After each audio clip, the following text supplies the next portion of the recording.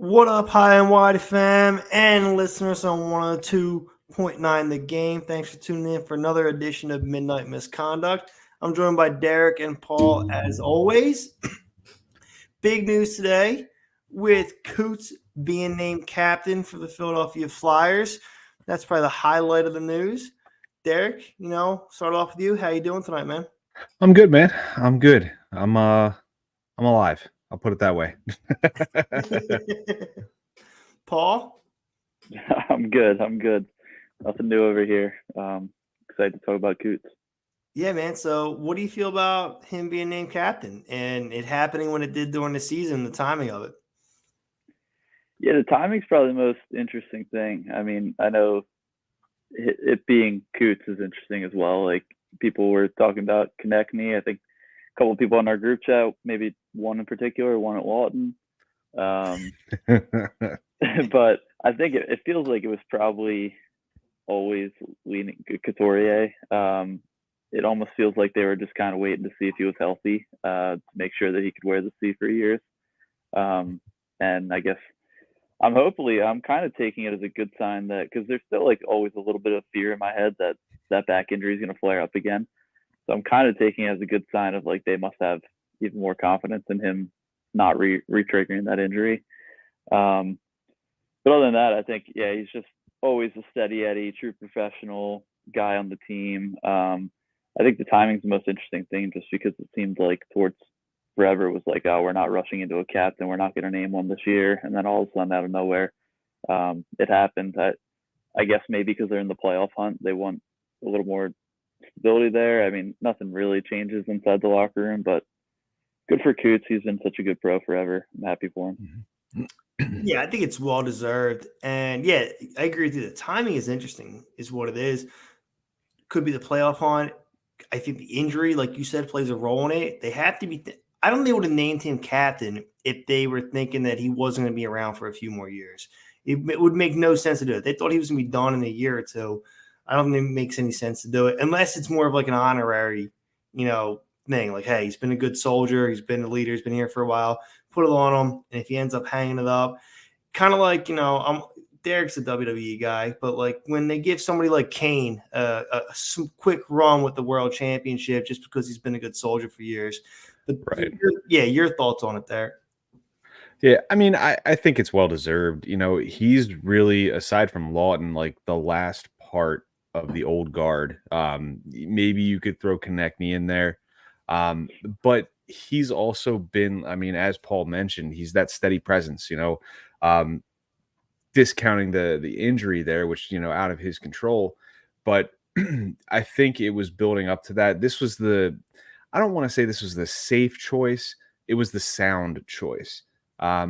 He's a veteran presence. He's been in the league since he was 18, 19 years old. He's shut down some of the most prolific scorers and offensive minded forwards in the game over those years. So like, there's a lot to learn. That man is a wealth of knowledge for these young guys coming up, and making him a captain just solidifies that. So I like it. Yes. Like, I think the timing is a bit weird.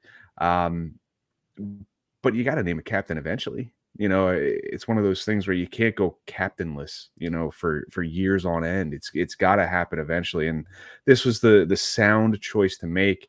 Konechny would have been an interesting choice, but I don't think he's there yet. Now, if he plays until if Couturier, I should say, plays until his deal expires and Konechny's still here, maybe. If Couturier gets hurt, I could see Konechny being a captain eventually. But like right now, Couturier is the captain. I like it. I think it's a good move, and I think it's a good guy for these young players to emulate their game too, because he's such a solid all-around player. Yeah, you mentioned shutting down the team. Go, Paul. Sorry, I was just going to say, piggybacking on the Konechny thing too. I don't know if you guys saw Tortorella's. He released like a letter to the, I guess, season ticket holders, about naming the captain, and pointed out 3 guys, and it was obviously Couturier for getting the captaincy, Lawton he'll be keeping the A, and he mentioned what a good leader he is, how important he is inside the room, and then he singled out Konechny as well and mentioned him being the guy who's probably taken the biggest leap in leadership since he's been here. And I thought it was interesting. It doesn't sound like they're giving him an A at this point, but I would imagine that would come next year because he didn't have to single him out like that for this. And I mean, it's been pretty clear just from the outside watching Konechny grow, but to see Tortorella put it out there too in a letter and single him out for growing in that regard, I thought was interesting. Right. Yeah, I think overall it's been a positive season for Konechny. Derek, but like what you mentioned about Couturier shutting down some of the best forwards in the game. I remember, I don't know if it was his rookie or second, but a playoff series against the Penguins where he just eliminated Malkin from the entire series. Like, Malkin was just completely eliminated, and it was almost like shadow coverage in the NFL. It was Couturier that was doing that. You know what I mean?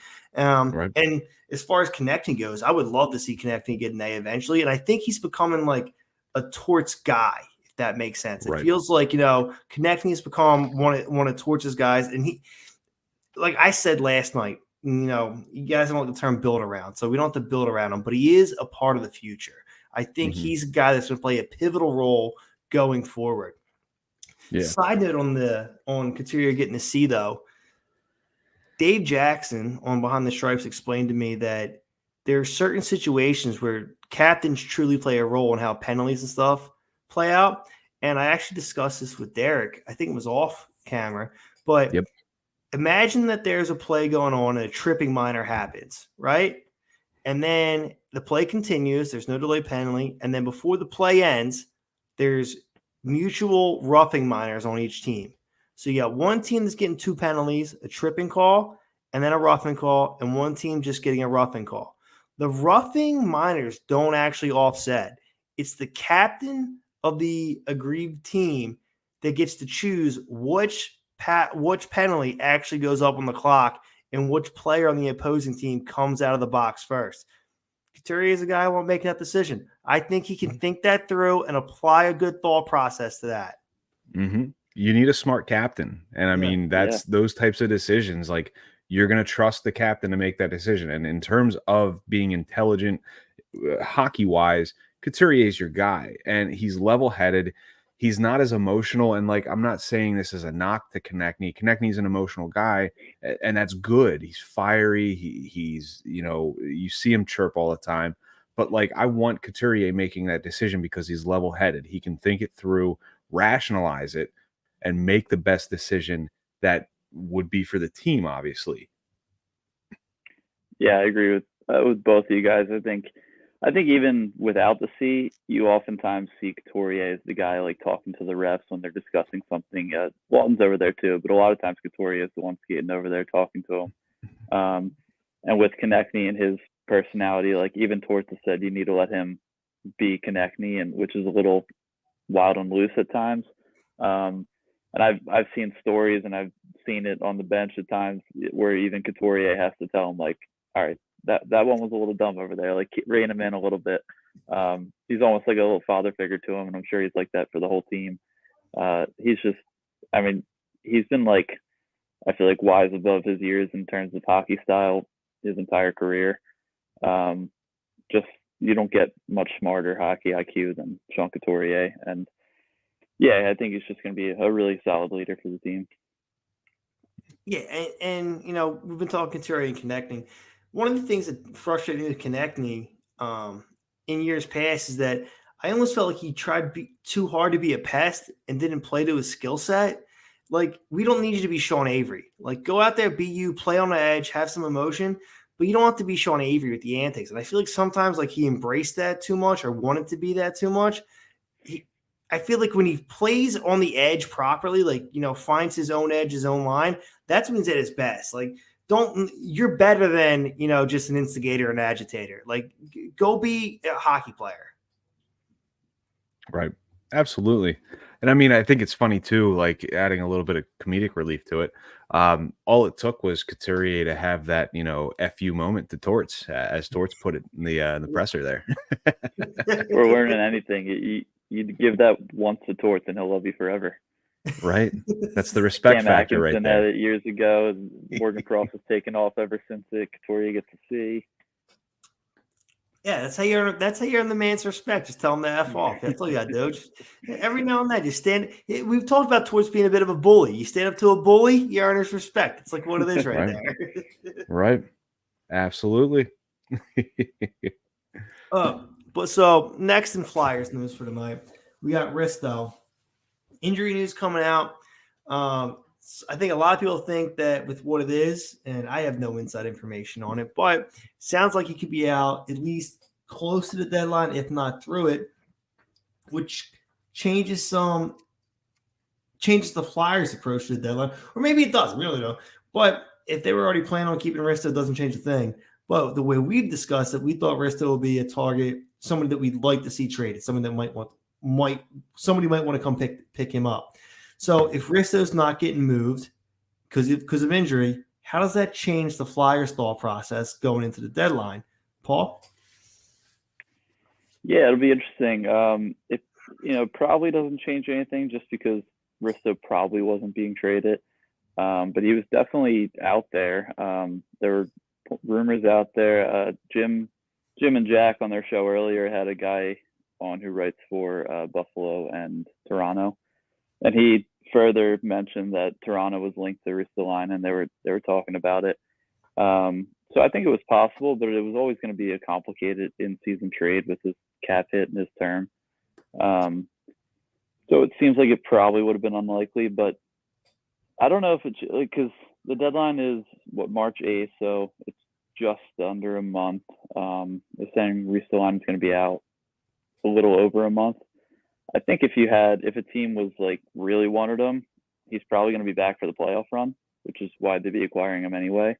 But again, most likely he wasn't being traded anyway. So I think it just probably solidifies Walker being traded.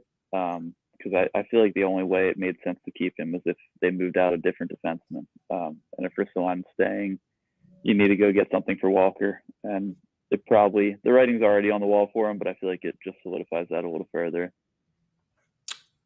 I mean, for me, I just think that I'm excited to see playoff Risto, as we've heard so much about in the orange and black. He's going to stick around past the deadline. We're going to make the playoffs. And this guy is apparently a playoff performer. And I'm excited to see it, him wearing the orange and black. But Derek, overall thoughts on the Risto news for the deadline and going forward? Right. I mean, obviously, initial reaction, it's unfortunate. Like, you don't want the guy to be out any longer than you originally anticipated. And we hope, he makes a full recovery and he's ready for playoff time should the Flyers still be in a position to make the playoffs. Will be in the position to make the playoffs. Will be in the position to make the playoffs. Now, I don't think that this should alter the mindset of Keith Jones and Danny Briere, because at the end of the day, they've remained consistent in saying, hey, we are sticking to the rebuild. There's a plan in place, and that's what we need to execute. We're not going to stray from that. And there's honor to that because, again, given the success of the team and where they're at, I think, sure, like, would a deal for Risto been intriguing? Absolutely, because like Paul said, it's a very intricate deal in the season, and maybe it's being worked on for the off season. Who knows? But like, it shouldn't impact their desire to get assets, whether that's picks, prospects, whatever it might be, for a guy like Sean Walker, because the potential to get a solid return is high. You should absolutely move on that if you get the right deal. Now, not to say that, if they don't get the right deal, I'm a big fan of keeping him, sure. But at the end of the day, it's an expiring contract. It's a guy that originally didn't figure into the plans until the Provorov trade was made. And, it's a pleasant surprise. And, really, you get something for him, fantastic. That grows the Provorov trade tree, and we have more to thank him for. So you say if we keep him, you're all for it. Does that mean you want to see him extended? If they don't trade at the deadline, do you want him coming back next year? Yes. I don't see the harm in it, because I don't see it being like a substantial extension in terms of years. Like, I don't see it being a 5, 6, 7 year deal being made. You extend the guy to a 2-3 year deal if he's up for it, obviously, because he's what, 28, 29 right now. Yeah, he's pushing 30. Yeah. Right. Like 8 years is going to put him at 36, 37. That's, yeah, like defensemen, sure, like they could play until then, but regardless, if they don't trade him and they pull a Chuck Fletcher with JVR, sure, okay, I don't see the harm in it, because for the time being, you're waiting on guys like Addard, you're waiting on guys like Andre, you're waiting on guys like Bonk, to come up and take that spot from him. So if he's on a team friendly deal, let's say he's making what, 2.6 around that right now. That sounds about right. Sounds all right. Yeah. You sign him to maybe 3.5. I don't know. Like, even then it's like, it kind of sucks sitting in the press box, if guys, but there's other guys that'll sit in the press box before him. So like, I'm cool with that. He could be a floater between the second and third pair, depending on who he's paired with. I'd be okay with it. Might not be a popular opinion, but like, if in a vacuum, if the Flyers can't trade him, extending him is one of the options, or just letting it expire and him going elsewhere. Like, yeah, sure, why not? We got a decent player in Sean Walker. Why not, keep him around? Yeah, I was always I mean, he's been a fun player to watch this year. He's been a legit top 4 defenseman. I always was thinking if Ristolainen was somehow traded, that I wouldn't mind seeing him brought back.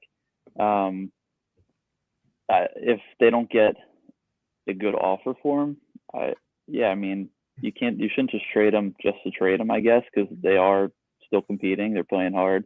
And Tortorella made some comments. I don't know who asked the question, but somebody asked it this morning at the practice availability about trading a guy like Lawton, or somebody who is ingrained in the locker room and the culture. And I mean, it basically said, like, we're not going out saying take our players, but they're not going to shy away from making that decision either. If they get a good offer, their focus is still in the future, and that's not changing. So I think the only way Walker stays probably is if they are only offered like a 3rd round pick or something. But I hope they get a first for him, but I feel like if the best you get offered is a second, they got 8 defensemen right now on the roster. I think you probably have to move somebody. So you probably take what you can get at that point, if it's at least a second. Mm-hmm. Yeah, I like what you mentioned there about the return for Walker there, Paul. So a lot of people are hoping for a first. How do you think the fan base in general would react if all we got back was a second for Walker, Paul? I think people would probably initially be disappointed, just because the hype train's kind of picked up on, like, oh, he was playing so. I mean, he's hasn't really regressed too much, but he was really playing great for a while. He's still been really solid. I think people probably had in their minds, like, oh, we have a right-handed defenseman, good skater. This is going to be a first-round pick.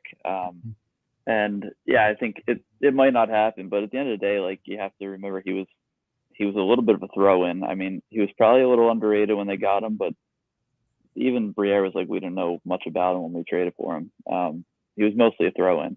And at that point, it's a little bit of found money. And if you're getting, if they got like a 4th round pick, I would be disappointed too. You'd rather keep him. But if you're going to get a 2nd round pick for him, I think at the end of the day, you have to still be pleased with it's an additional 2nd round pick to that Provorov trade. And, who knows how that gets used. Maybe it gets used to trade up in the draft for somebody. Maybe it gets used for a player. But either way, it's just extra return on investment on Provorov. Yeah, and to tie in on talking about connecting earlier, I mentioned before we started that the 2 we got in the Timonen trade was used to move up and get Travis Konechny. So that in mind, Derek, how do you feel about the Walker return? And if all we get is a 2, where do you feel with that? Right. I mean, you had mentioned it too in terms of like what the value of a 2nd round pick is, and that's up to the team that possesses it. In the Timonen case with that trade and with the Flyers, that was equal to partnering with something else and trading up to get Konechny.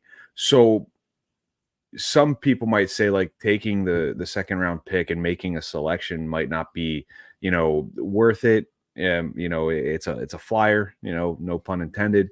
But at the same rate, like if you're smart with your assets, like I would imagine and hope that Danny Briere would be, that second could be worth much more. It could be worth, partnering with one of the first round picks the Flyers have, moving up into the top 15, moving up into the top 10, maybe. I mean, partner it with Lawton. If you're looking to make an offseason deal and you want to trade Lawton, that could maybe get you in the top 10. I mean, things could change, obviously. Maybe I'm just completely off base, but there is absolutely value to a second round pick in a deal.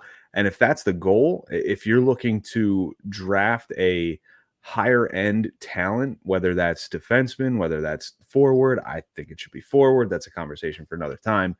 But there is certainly some value to it. There's certainly some value to a second round pick, depending on how you use it. But either way, regardless of how you use it, there is still value to it.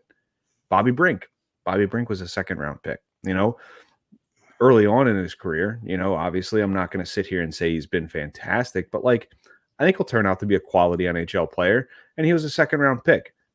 Again, we got Travis Konechny because we dealt a second round pick. There's absolutely value there. Yeah, there's tons of good players drafted in the second round. I think first 3 rounds should be valued draft picks. Differently depending on deals, but just in general, I think all the first 3 rounds should be valued. There's good players in every draft in those rounds, and yeah, they might not draft a good one. It's more likely they won't, but you never know how that pick gets used. Like you said, it could be packaged before the pick's even made. Maybe they draft somebody, he has a great draft plus 1 year, and they trade that prospect when the shine's high and you get a better player. You just never know. And acquiring assets and putting yourself in a better position down the road is just the best path for ultimate team progression. Are we ready for a little bit of fun? Absolutely, always. So Hoagie, who's been on the show before, finally responded to the High and Wide chat. I'm sure you guys have seen it, but he said he was driving about 90 on I-95 when he read that Couturier got the captaincy, and he says, quote, "I contemplated steering my truck straight into the median." That is how much this man loves Scott Lawton. Did you see he quote tweeted it and said, "Not my captain"? Oh my God. Of course it'd be Hoagie that would say that. I love the might guy. need to hire him as the agent. Right? Yeah, that's me. Hoagie's just angling for a job. He's just looking for a PR rep. Hoagie, you get someone to go to bat for you like that. Hoagie to Scott Lawton is Bill Meltzer to Morgan Frost. Such a great comparison. That's beautiful. I love the guy, but man, the undying addiction to Scott Lawton, and just I don't even know how to explain it. I felt like I loved Claude Giroux, but Jesus, after meeting and hanging out with Hoagie for a couple years now, I'm nowhere close to where he is of Scott Lawton. It's a special kind of connection. Right. Like me, I don't know if they're friends. Like he hasn't disclosed that to me. It could be. Who knows? It might be family. Right. If he is, then he's been holding out on us from bringing him on the show, and I'm kind of upset about it. I'd take that personally if I were you. Right. Like I'm gonna have to tell him, like, listen, buddy, you got 3 weeks to get this guy on the show, or else you're gone. Like here's a question with Lawton. I don't think it's indicative of anything, but do you read into it at all that he was the only guy who wore a letter for the last year and a half? They give the captaincy to someone else. Does it mean anything about the deadline? I don't think so personally, but I don't either. I would say, what if he takes it personally? Then we should see it in his game. Yeah, like, but we could see it in this game one way or the other. If he's like, all right, like F, like F you, like you don't want to, take care of me. Like I've been putting it out there. This guy hasn't been there. I don't think Lawton's that type of guy, but it could definitely go one way or the other. If he feels something honestly, this could make some trade deadline drama, actually. So what if Lawton, he feels some kind of way, he goes home, he thinks about it for a week or two, and then he, goes and talks to Briere and goes, hey, you know what? I feel underappreciated here. I felt like I earned something better. Like I felt like it could have been me. Like I'd like to be moved out. If you don't, can you just do right by me and send me somewhere? Like I don't want to cause a problem. I'll go do my job, but can you move me out? Get the best you can. That would be interesting. I mean, it's definitely possible. I don't think it's likely. I think, Coots has been with Lawton's entire career. Right. So he knows what kind of guy he is, what kind of teammate he is. I doubt he's too surprised by it. I'm sure they're good buddies. Like you said, Lawton doesn't seem like the type, but it's definitely a possibility, I guess. Yeah, I share the same opinion. I mean, everything Paul just said, I would have said too.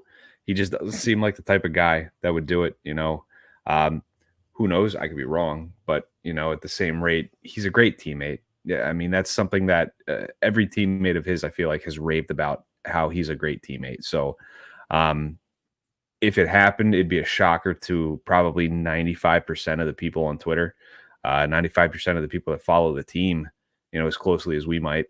But I don't think I see it that way. I do see it that way, but I don't think that's the case. That's the best probably way to put it. You see the possibility, but that you don't think that's right. There's certainly the possibility. Absolutely. There's always the possibility. I just, in my mind, I envision I don't think that's the type of guy that Scott Lawton is.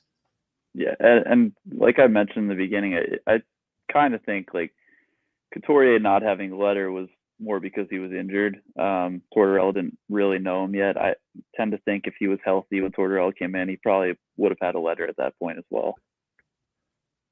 So probably a moot point then. So, I mean, honestly, there's a chance that Lawton may have been in the room with the conversation. Like, hey, they sat them both down. Like, hey, look, we know you've been here. Like, we want to give it to, Sean. I hope there's no issue with that. And Lawton could have been like, hey, no problem. I completely agree. This is who it belongs. I'll keep wearing the A. So we don't know what went down. I proposed the possibility, but I actually do agree with you guys. Like, I don't see Lawton that caused an issue with there. I'm sure he accepts it. So I don't know if that will cause any trade deadline drama. But to transition a little bit to around the NHL, do you think is there any pressure point you guys see across the league when it comes to trade deadline? Anybody, either one of you guys think we getting moved? What teams are going to be buyers or sellers? Overhead view here, look across the whole board. Anything you think that will be interesting over the next 30 days or so? We'll throw it to Derek first. I think we're going to see the Rangers make a push. They've had some injuries. I know that obviously they're leading the Metro at this point. If I'm not mistaken, they're still leading the East. I don't know. Are they? Does anybody know offhand if they're leading the East? Pulling it up now. Okay. Struggling a little bit lately. Yeah, they're actually third in the East behind Boston and Florida. Okay, so Boston and Florida, which Flyers beat Florida the other night. Irregardless, but I think the Rangers make a push. There's been some talk about Buchnevich with a reunion there. Yeah, okay, cool. Whatever. I wish nothing but the worst for the Rangers because I'm a Flyers fan, but it is what it is. But I could certainly see them being some big players. I think that they've got some chips that they could use. I know Kakko's been in the rumor mill in terms of that. I think to a lesser extent, Lafreniere has been, discussed too. I don't know how wise that would be, the whole fresh start type thing. But there's certainly names at play for them, and they could be some big time players come the trade deadline. Other teams, maybe Boston, because you're looking at the top teams at this point: Florida, Boston, New York. Well, I do want to point out, the Boston failed their way to the top. My favorite rule in the NHL is the overtime loss point, and their 10 overtime losses is what has them over Florida and New York. All right, are they hockey 500? As I keep having. No, they'd be 32 and 32-21, yeah. 32. Okay, so they're well above. They are also second in the league in goal differential. Yeah. So okay. They're pretty good. Yeah, Boston. Wins and losses matter. Overtime losses shouldn't count for anything. That team just, man, they find ways to win, and that's They find good ways for to them. lose. That's the point I just pointed out. If you took out their overtime losses, they would be they'd have the same amount of points as the Flyers right now. Interesting. There we go. See, Flyers should be first place in the NHL or in the Eastern Conference. That's all I heard right there. I definitely think you'll see, obviously, the normal teams you see at the deadline that are active: the Vegas Golden Knights, the Tampa Bay Lightning, maybe Colorado. Like I mentioned in the group chat about Colorado being interested in Lawton, looking for some center depth. That could still be a possibility. Who knows? I don't. I'm not tapped in, but regardless, like you'll see your typical top teams be big players. But I think in terms of like where I stand with it, I think New York would be wise to kick the tires on anybody available, because they've got the ammunition to make the deal. They've got the holes to fill, and that's a team that's built for success right now. And if they want to capitalize on it, that's how they're going to do it. Yeah, pretty much what Derek said. I think the Devils will probably make a move for a goalie. I know they mentioned, or there was a tweet the other day. I think they were interested in Jacob Markstrom, and the deal fell through. Yep. And then now they're looking at Merzlikins. It seems inevitable that they'll probably make a move for a goalie, which is needed. They have a lot of talent there. The names out there aren't that great, so there's a chance. I mean, feels like the deadline always under a little bit. There's definitely a chance that happens. Like the top name on trade boards is like Noah Hannafin, or even Sean Walker's up there in the top 3 or 5. So I hope guys like Kakko, or I doubt Lafreniere would move, but some guys that maybe need some reclamation projects. Krebs was mentioned with the Flyers recently. Guys like that would spice it up a little bit. I think the name I'd be most fascinated in is Jake Gensel. I don't think there's like serious smoke behind it, but I've seen it mentioned. He's a pending UFA. Penguins are struggling. Their direction's kind of, who knows. And their money's that'd be a fun one. Yeah, that'd be a fun one. Do you want the Flyers to buy on, Paul? No, not necessarily. If the price is right, I would just like it for the league to spice up the deadline. Get some good players moving out. I mean, who's really getting excited about Adam Henrique being traded for a second and a third or something? I got a question I want to pose to you guys. Bringing up Jake Gensel, what does a deal look like that brings him to Philadelphia? We need to be we need to stay top 3 in the Metro. So I know we're still battling for a playoff spot. We're not getting them if we're not battling for one, but we're going to be there. That's how confident I am. So that's, block number 1 right there. As far as what it takes to get them, man, steep price, that Metro tax. Yeah, I mean, he's also, Philly. I mean, we know the he's fans also like a point per game player. Right. Yeah, it also too steep. Depends, like if you're able to trade and sign them, or if you're buying them as a rental. Right. Oh, I don't think he can be a rental. I think you have to sign him. You need to be able to have a deal. Flyers, yeah. Better question: could him and Konechny coexist? I feel like they would become best friends. I feel like it would take 72 hours to be best friends. Konechny just be texting me like, "Hey, buddy, listen about the Winter Classic, or about the outdoor." Yeah, water under the bridge, right, man? No, I don't want to root for Gensel. I don't like his voice. Yeah, no, I think that's completely off the board. Like, just for clarity's sake here, I don't think Gensel's ever going to be a Flyer. No, it doesn't make sense. No, but it would make the deadline more fun. Yeah, again, so you said make the deadline more fun. So this is something I thought would be interesting. We talked a little bit of rule proposals last night.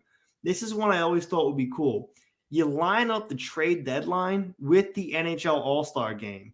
So, you're watching the All-Star weekend, and at the same time, trades are just coming in, and it's in the middle of this tournament. It's oh, breaking news! Jake Getzel's getting traded to the Rangers. You know what I mean? It's almost intermission report.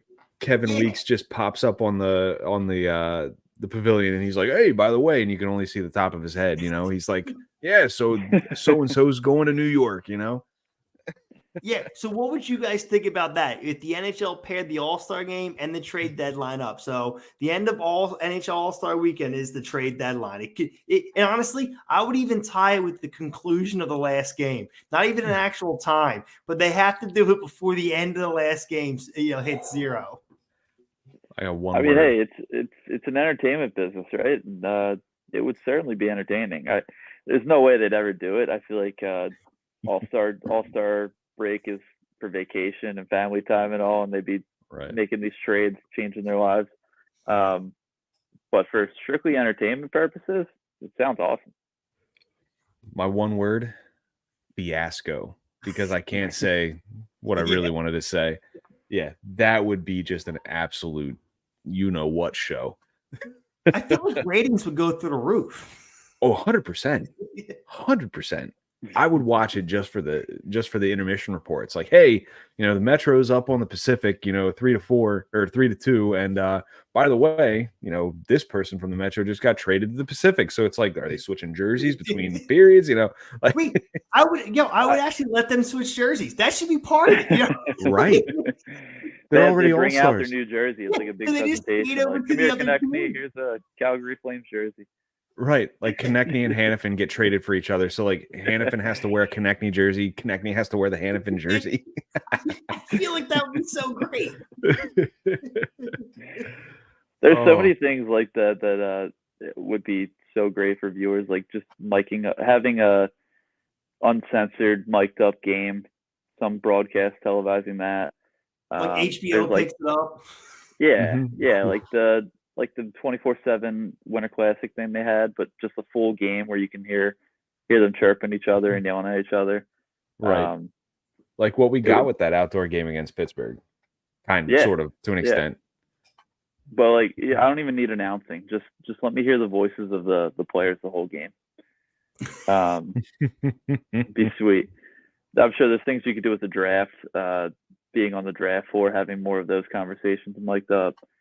There's a lot of cool things that I'm sure would never happen. But wait, so you mentioned the draft, right, Paul? This is another one. I think of these ideas all the time, but like, imagine instead of a snake draft, it's an auction draft within the salary cap. Ooh. Yeah, like I mean, I'm like, that would be so much fun. There's people that want to get rid of the draft and basically make it free agency. Yeah, I would be in that boat. I would be, that'd be so cool. Like, because then these teams can just, go ahead and get to the floor. Like teams like Arizona. Like I said, I mentioned before, I'm all about like more hockey, more competitive hockey for people. So I'm like, go ahead and get them all ready and good to go, right? So get a team like Arizona who's 20 million below the floor. Go ahead and bid on the top 4 prospects that year.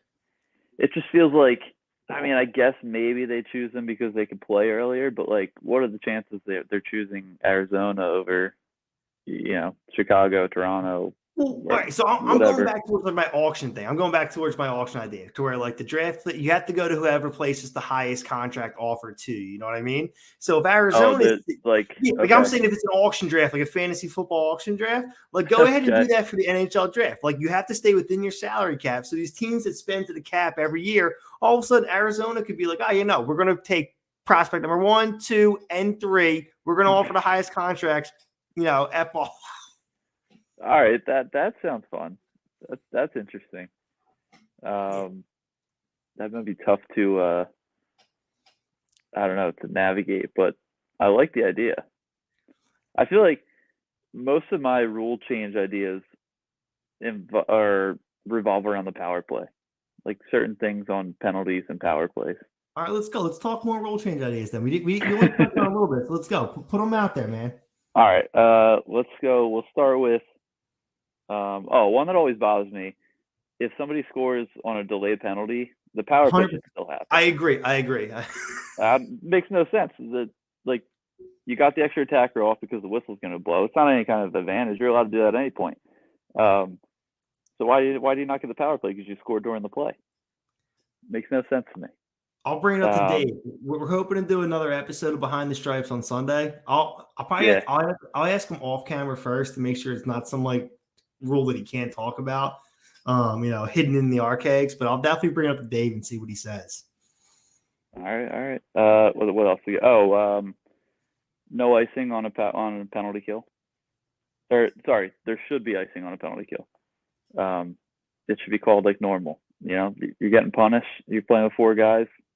You can't just get a free clear now. Yeah, you don't get a free clear for being a man down. I'm 2 for 2 with you, man. These are ones that I definitely agree with. Absolutely, man. All right, let's see. I wish I had something to push back on right now, but I agree with you 100% on both of them. This one's maybe wouldn't get as much traction. Full 2-minute power play, no matter what, whether they score or not, just get the 2 minutes. I mean, I know it's like a differentiator on a major, but still, it's 5 versus 2. It's still a difference. I don't know. You took a penalty. You're serving 2 minutes. You should get as many as you can for those 2 minutes. I feel like there's 2 opposite ends of that spectrum, to be honest with you. Just because, I feel like there's ways that can make a game closer. Like if a team's down, 4-1, and the team that's up 4-1 commits the penalty, absolutely, you want to see them go ahead and get as many shots to turn it into a 4-3 game as they can. But on the opposite end, if the team is up 4-1 and the team down 4-1 commits the penalty, and all of a sudden that game goes from 4-1 to 6-1, you're all right, I don't need to watch the rest of this game. That's the reason I would see that one not getting any traction. But the first 2 you said, I definitely agree with 100%. I got 2 more. One you'll probably agree with. The other one's probably the hottest take. So the first one is if you take a penalty in overtime, within the final 2 minutes, if regulation runs out, that, you should get that power play time, the full power play time. If there's a minute left in the overtime session, just tack on another minute, give them the full power play. I like that. Yeah. Whatever it is. Yeah, no, I like that 100%. Yeah. And then here's the hot one. Come on. This one's the hot take. This one probably will have a lot of people hating on it. Just eliminate offsides entirely. You're allowed to cherry pick, no offsides, speed up the game, more goals. It's what the league wants. You can't just hang back there. You can't play 4 guys on defense back there. It's a risk reward. The integrity of the game, Paul. Wait, I feel like this is similar to where Tampa Bay I believe it was Tampa Bay. They wouldn't pursue the player when they're behind the team's net. So somebody's just standing there and they're like, well, when does the offense actually have a requirement to move the puck forward? If you're just going to stand back and let's go, I'll just stand. If I'm winning, I'll just stand here all game. You know what I mean? And the Flyers did it versus the 1-3-1 thing. Yeah, exactly. Yep. Yeah, exactly. Yeah. All right, I'm just going to stand right here. If you're not going to come get me, I will stay right here. Mm-hmm. I mean, you have remember the 2-line pass? How absurd that was? Penalty, or not a penalty, but dead play. So they got rid of that to speed up the game. Now you got people hating on these offside reviews that are in not even an inch off the blue line, taking away goals. No need to worry about that anymore. Just the offsides don't even exist. The one I would get rid of would be not being able to kick the puck in. I feel like if you got the hand-eye coordination, you're able to kick it in. Just kick it in. Again, more scoring. I agree with that too. I think that's a player. It's still a skill play. Safety one. I got one for you. The trapezoid. Get rid of it. Oh, yeah. 100%. I hate goalie can handle it. Goalie can handle the puck wherever they want to handle it. I don't care. 100%. As long as he can get back to make the save. Dude, I hated having to explain the trapezoid to dates. When it came out, offsides is hard enough to explain to people. We're going to go to a Flyers game. Why do they keep blowing the whistle? And then I have to explain what this stupid formation is behind a goddamn net. I'm like, oh, I couldn't there's no need for it. Sound like you don't want to explain offsides anymore either. Yeah, I would prefer to explain. No, I just wish everybody knew hockey. I didn't have to have the conversation. Let's just discuss the game. But Oh yeah. I have the conversation with my wife, man. She grew up in a house where her dad, my father-in-law, is a big football fan. He was a Commanders fan back when they were the Redskins. And it was all football. So I had to explain everything from scratch.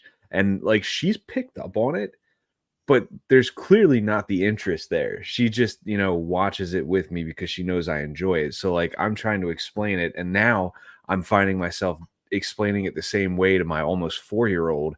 And like it's great though, because he's like, you see the cylinders firing, you know, in his head, and he's like, oh, you know, okay. And we'll play like knee hockey in the living room, and he's like, I want to be Joel Farabee, and 2 nights ago I want to be Travis Konechny, and I'm like, all right, pal, like I'm glad that I'm raising you right. Yeah. No, I'm not gonna lie. We're actually a lot on the same page with a lot of rule changes. I agree with a lot of what it is. I mean, I'm not sure you guys agree with what mine would happen with the All-Star game and the auction draft. They seem very I'm far-fetched. 100% But at least in. you guys like the ideas. Yeah. Like, the reality, though, might not happen. I'll also try to think of some more off-ice rule changes like that. Yeah, I think about it all the time because, like, I hate when, like, you know, I'm like the hockey guy in my friend group, right? So, like, people they don't pay attention and they come and talk to me, and every time I have a conversation, I'm like, how can I get these people more invested? Like, I just like hang up the phone Yeah. or I stop the conversation, we're done. I'm like, what could be more exciting? And that's what I do. So, like, I also think there should be a Hall of Fame game. I like instead of the Stadium Series, I think there should be an outdoor game every year called the Hall of Fame game, and it features, you know, one of the guys that's going into the Hall of Fame from the team from one of the guys Hall of Fame, and the other one, and they're playing each other. But it's not a preseason game like the NFL does. It's a real game, and then you do the Hall of Fame presentation there. That's like one of the intermissions. You actually have them come up, do their speeches. You know, one's at like pregame, one's at the first intermission, one's at the second, one's post game. But you make it this whole historical thing about the Hall of Fame game and stuff like that, instead of just calling it the Stadium Series. And you can still have a sponsor, Coors Light Hall of Fame game. Done. Put it in somebody's stadium, like do it that way, still get you money, but like make these games matter. Don't just make it, Stadium Series. Like, I feel like it was just a lazy way to go about things. They're oversaturating it too. Like, I mean, think about it. Like years ago, it was literally just the Winter Classic, and that was a big deal. They marketed the hell out of it, which is perfect. Absolute perfect model. One game, outdoor, make sure everyone's watching it because it's the attraction. It's outdoors, it's at Fenway, it's at the link, it's at, you know, Citizens Bank, whatever it might be. Wrigley, you know, it's at these historic ballparks or historic football stadiums, and it's the attraction of it. Now it's like, okay, we've got the Winter Classic, but we've also got like 6 other outdoor games, and like, yeah, it's still cool, but like they're forcing it on teams. Like, what was it, the one year it was LA and Anaheim, and it's like 50 degrees outside and the ice conditions are just absolutely terrible. It's like, this is meant for northern teams in the middle of winter when it's 20 degrees out. The guys aren't going to die of hypothermia. Like, it's cold out there, but they're geared up. They're dressed warm. Like the Lake Tahoe games, awesome view, amazing. Did it suck having to play it because the Flyers, everybody was out with COVID? Yeah, it did, especially against a team like Boston. But like those types of games, like those special attraction games, should be very limited. You should not be forcing, 8, 9, 10 of those games a year. Yeah, but what you said was a special attraction. So like, I just don't. They've made most of them just bland. Like I said, the Stadium Series, they just made it. They just called it stadium. If you find a way to they don't market them.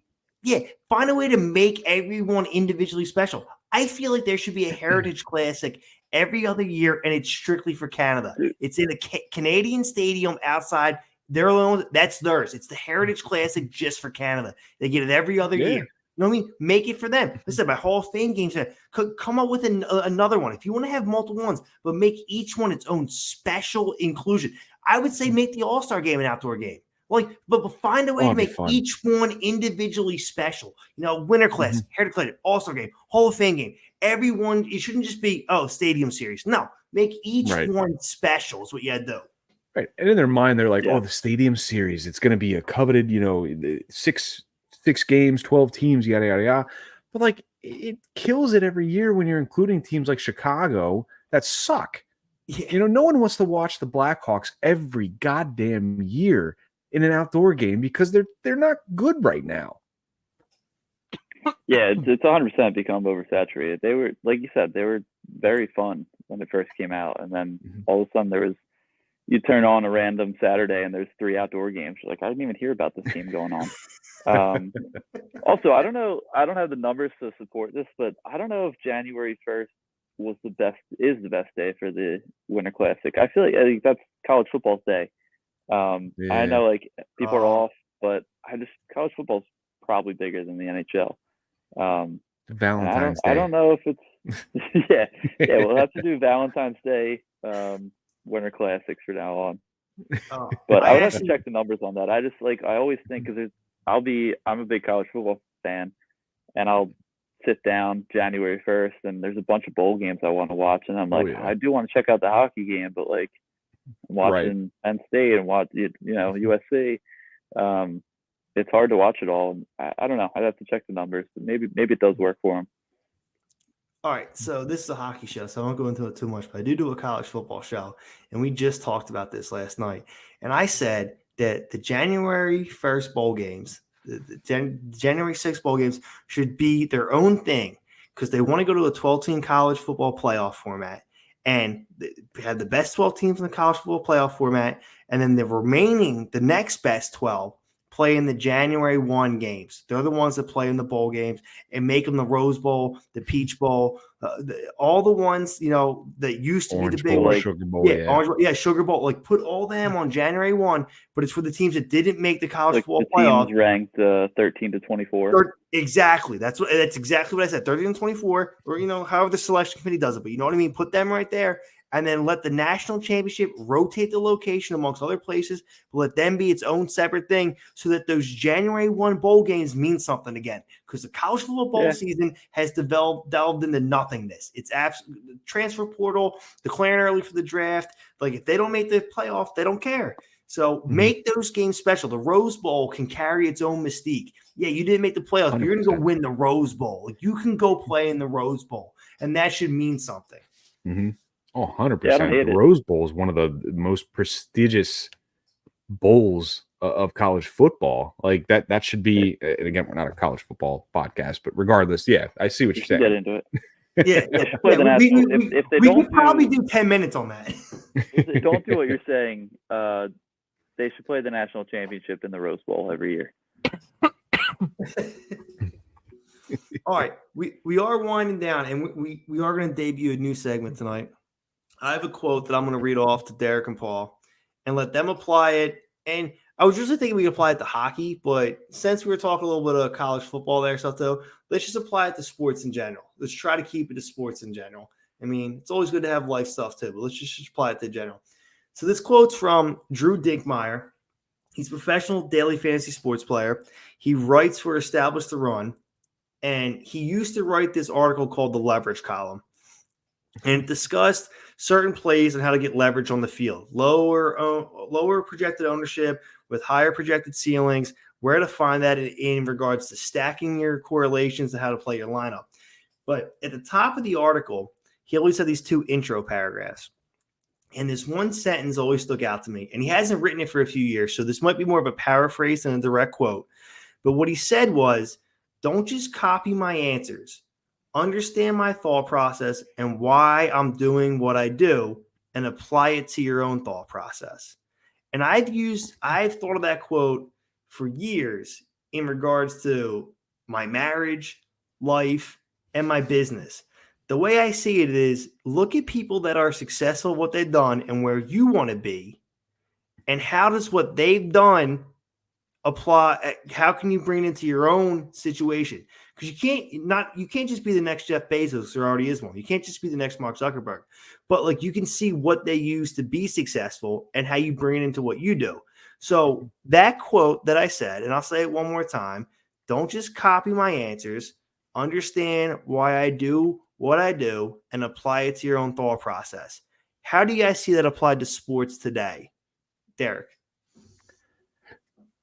So keeping it with the NHL, you have a handful of GMs in the league right now that have laid the framework for a successful franchise, a perennial playoff contender, Stanley Cup contender, what have you. Rarely can you mimic exactly how they got there. You can't look at what Yzerman did and directly mimic what he did to get to where he was and hope that you're there too. You need to do what you need to look at what he did, understand the concept behind it, because it's not, he goes out and gets this guy, this guy, this guy. I need to go out and get this guy, this guy, this guy. It's like, no, he went out and got that style of player to fit his team. He went out and got that style of player to fit his team. You need to go out and get your style of player to fit the coach, to fit the mold of the team. Every situation is different and they're all fluid. It's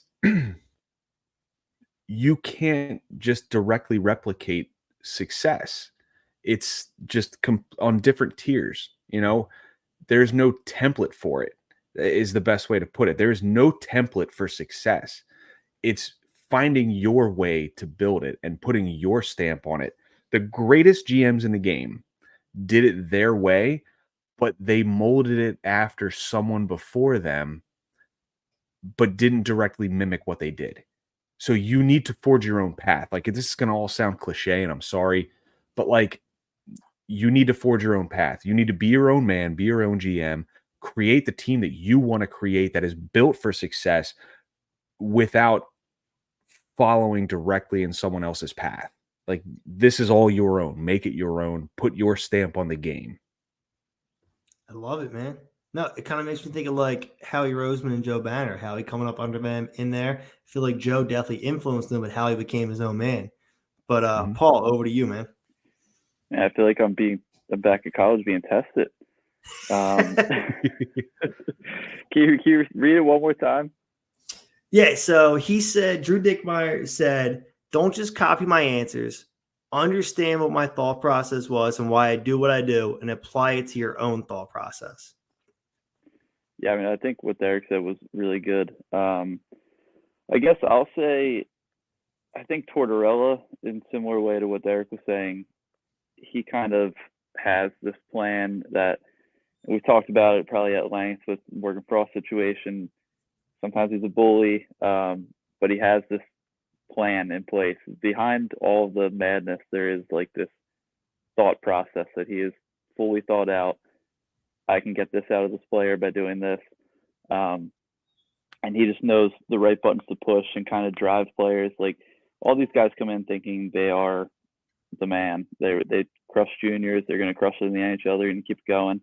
And all these guys need to find their path. And it's not a simple fix a lot of times. They have to figure out what they're doing wrong, what they're doing right, and kind of realize, like, why am I doing this?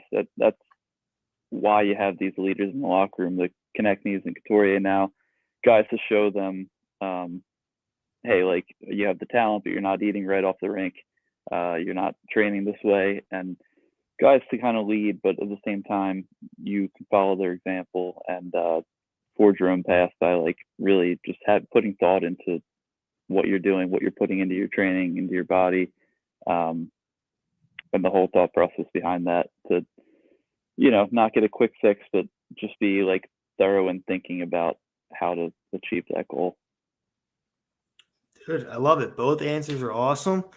Thank everybody from the High and Wide fan for tuning in.